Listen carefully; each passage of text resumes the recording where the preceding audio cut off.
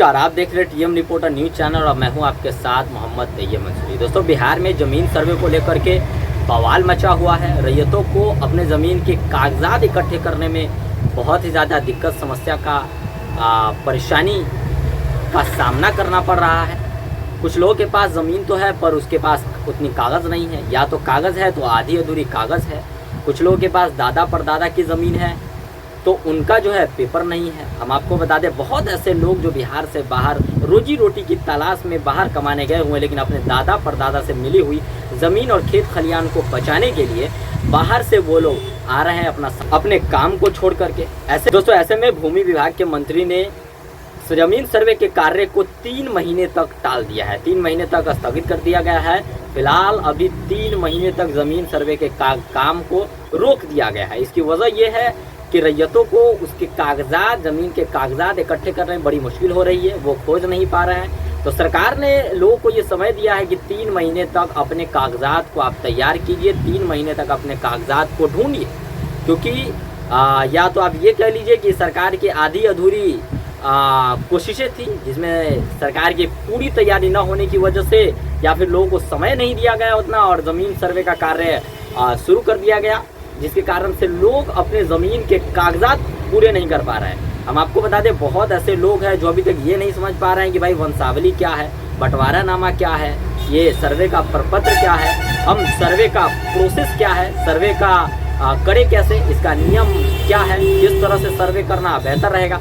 बहुत ऐसी गाँव में तो हमने देखा है कि कैंप लगा करके जिस पंचायत के सहायक होते हैं तो सीओ साहब का वो ऑर्डर होता है, उस गांव में जा करके कैंप लगा करके लोगों को इकट्ठा करके समझाते हैं। लेकिन बहुत ऐसे गांव में ब्लॉक के लोग या फिर सर्वे अधिकारी उस तरह से लोगों को अपनी बात नहीं समझा पाते, इम्प्लीमेंट नहीं कर पाते, या फिर कुछ जगहों पे वो लोग जा ही नहीं पाते हैं, आते ही नहीं है। तो दोस्तों, हम आपको बता दें कि सरकार का मानना है कि ज़मीन सर्वे के बाद ज़मीनी विवादों को कम किया जा सके। अगर आप सर्वे की प्रक्रिया को समझ गए तो ये काम आपके लिए आसान है। अगर आप नहीं समझ पाए तो बहुत मुश्किल है। बहुत ऐसे लोग हैं जो दौड़ करके उसके चप्पल खिंचा चुके हैं ब्लॉक, लेकिन उनका काम अभी तक पूर्ण रूप से नहीं हुआ। अब एक चीज़ को आप समझिए कि किस केस में किस तरह के डॉक्यूमेंट कागजात लगेंगे जिससे आपका ज़मीन का सर्वे मुकम्मल तौर पे होगा और वो पूरी तरीके से बेहतर तरीके से काम होगा। ठीक है, इस चीज़ को समझिए। ये है सर्वे का प्रपत्र। अब ये प्रपत्र किस काम आता है उस चीज़ को आप समझिए। देखिए दोस्तों, सर्वे की प्रक्रिया को आप समझिए। अगर आप सर्वे की प्रक्रिया को समझ गए तो ये काम आपके लिए आसान है। अगर आप नहीं समझ पाए तो बहुत मुश्किल है। बहुत ऐसे लोग हैं जो दौड़ करके उसके चप्पल खिंचा चुके हैं, ब्लॉक पर लगा रहे हैं, लेकिन उनका काम अभी तक पूर्ण रूप से नहीं हुआ।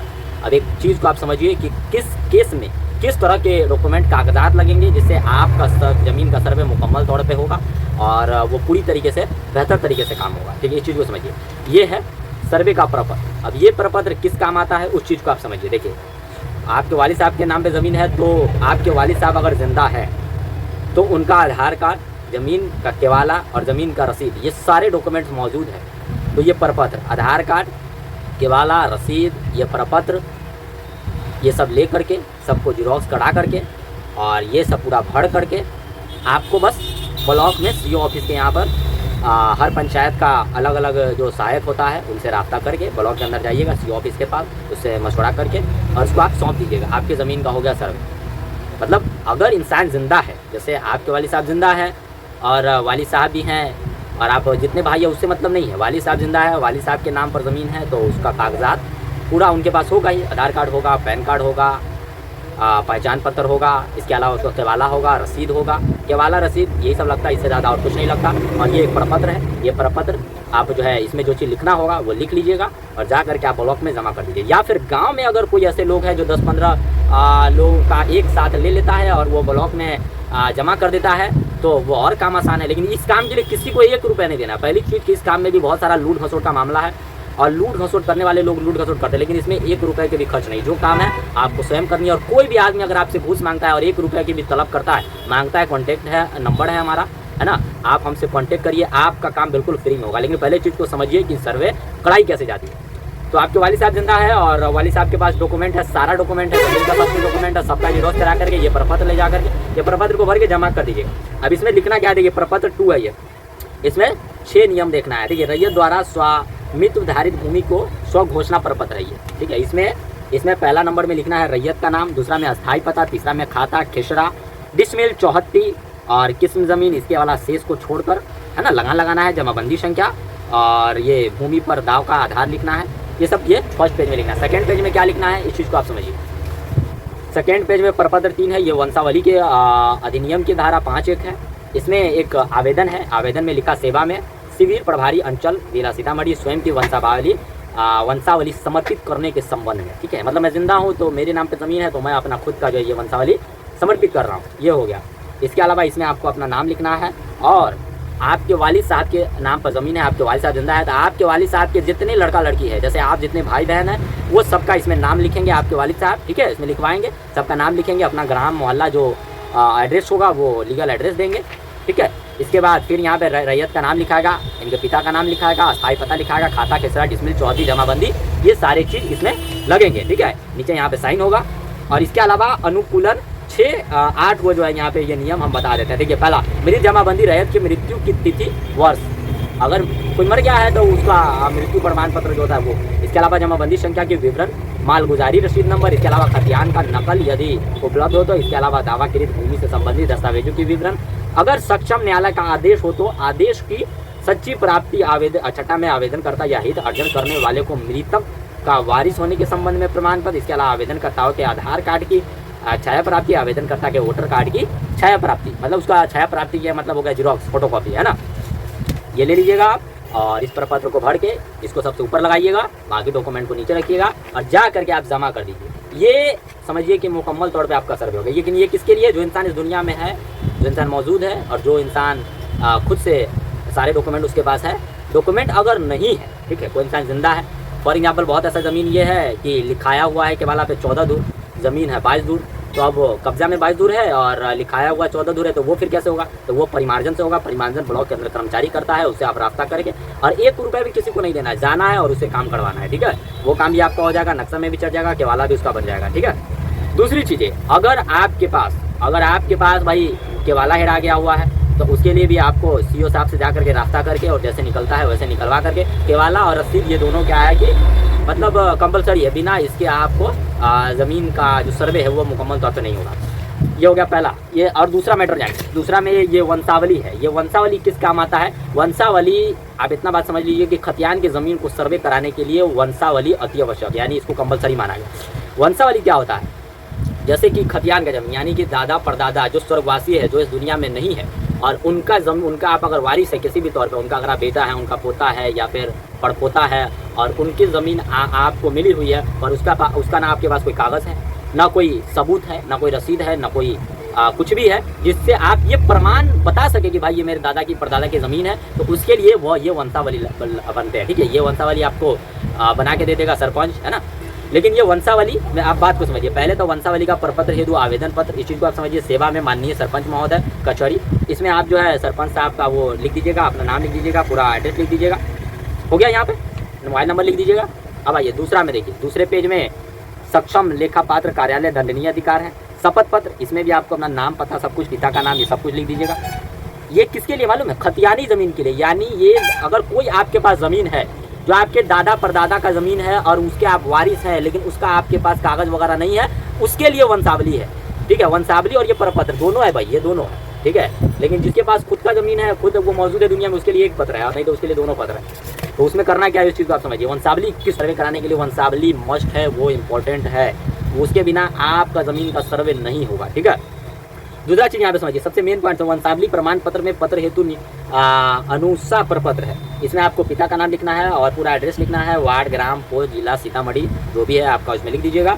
और मेन चीज़ यहाँ पे लिखना है आपके गांव का, जैसे आपके दादा ने कोई ज़मीन दे दिया, दादा इस दुनिया से चले गए लेकिन दादा ने आपके नाम पे ज़मीन नहीं लिखवाया और आपके वालिद साहब भी नहीं है या फिर वालिद साहब है, तो पहली चीज़ मेन मैटर समझिए कि भाई आपके दादाजी के नाम पे ज़मीन था और दादाजी इस दुनिया से चले गए, तो दादाजी के जितने बेटे बेटियां थे वंशावली वो सभी के लिए बनेगा। जैसे दादाजी के 4 बेटे थे और 4 बेटियां थी, तो वो ज़मीन में चारों बेटियां और चारों बेटों का भी हिस्सा होगा। हाँ, अगर आप चाहते हैं या आपके पिताजी चाहते हैं कि हम अपनी बहन को नहीं दें, तो आप उनकी बेटियों को क्या करना होगा, अनुमंडल जा करके एसडीओ साहब के ऑफिस में एक शपथ पत्र लिखना होगा कि मैं अपना ज़मीन इसमें नहीं लेना चाहूँगी, तो वो उसको रिजेक्ट कर देगा और वो उस ज़मीन को सरेंडर जब कर देगी वो लड़की, तो आपके दादा की ज़मीन आपके अब्बा को मिलेगा और आपके अब्बा का ज़मीन आपको मिलेगा, मतलब आपके फुआ को या फिर आपके दादा की बेटी को नहीं मिलेगा। यानी कोई औरत अगर अपने दादा अपने अब्बा की ज़मीन को खुद से सरेंडर करती है एसडीओ ऑफिस में जा करके, तब उसमें उसका भाई हकदार होगा और भाई उसका हिस्सा जो है ले सकता। अदरवाइज अगर वो सरेंडर नहीं करती है तो ज़मीन उसकी बेटिया का भी होगा, बेटे का भी होगा, यानी आपके अब्बा का भी होगा, आपके फुप्पू का भी होगा। ठीक है, इस चीज़ को आप समझिए। ठीक है, अगर 4 बेटा है और 4 बेटी है तो 1 बीघा ज़मीन है ना पूर्वज का, कुल मिला के एक आदमी पे ज़मीन पड़ता होगा आई थिंक 1 बीघा ज़मीन 20 कट्ठा होता, तो 8 आदमी में 2.25 कट्ठा मान के चलिए, है ना, जो भी हो 1 कट्ठा 1.5 कट्ठा से ऊपर ही ज़मीन होगा। तो 8 आदमी को वंशावली बनाना पड़ेगा। अब वंशावली बनाने के लिए जिस जगह का ज़मीन है उसी लोकेशन के आसपास उसी वार्ड के 4 लोग को गवाह बनाना होगा। 4 ऐसे लोग जो आपको ये प्रमाण दे सके कि भाई हाँ ये इसी गांव का आदमी है, सच में इसी के दादा की ज़मीन है या फिर इसी के अब्बा की ज़मीन है जो इस दुनिया से स्वर्गवासी हो गए, और चारों आदमी का मोबाइल नंबर, नाम, पिता का नाम और आधार कार्ड वो आपको देते हैं अपने गवाह के रूप में, तभी ये वंशावली कामयाब होगा। और इतना ही नहीं दोस्तों, इसके बाद और वंशावली में प्रोसेस है।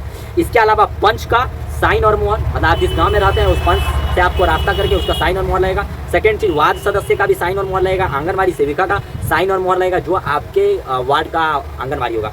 इसके अलावा एक चौकीदार का हस्ताक्षर लगेगा, इसके अलावा मुखिया का हस्ताक्षर लगेगा, इसके अलावा पंचायत सचिव का हस्ताक्षर लगेगा, यानी जो भी पंचायती स्तर के नेता पॉलिटिशियन लोग हैं सभी का इसमें हस्ताक्षर लगेगा, तब ये मुकम्मल तौर पे वंशावली बनेगा। और ये जो है आप अगर सरपंच को ये काम सौंप देंगे तो वो जो है यकीनन आपका काम बेहतर तरीके से कर देंगे, या फिर आप अगर खुद से करने में सक्षम है तो इस काम को आप खुद भी कर सकते हैं। सेकेंड चीज़, ये आम सूचना प्रपत्र है, इसमें भी जो है अपर मुख्य सचिव पंचायती राज विभाग बिहार सरकार पटना के ज्ञापांक हैं, जिस चीज़ को जो है 4 प विविध 40/20/2023 16,184 कारा पटना 27/12/2023 के अनुपालन में सर्वसाधारण में एतत् द्वारा सूचित किया जाता है कि आवेदन आवेदिका, तो इसमें आपको कुछ नहीं करना है, आप पिता का नाम लिखिए या फिर पिता का नाम लिखिए, ग्राम और मोहल्ला जो एड्रेस है वो लिख दीजिए।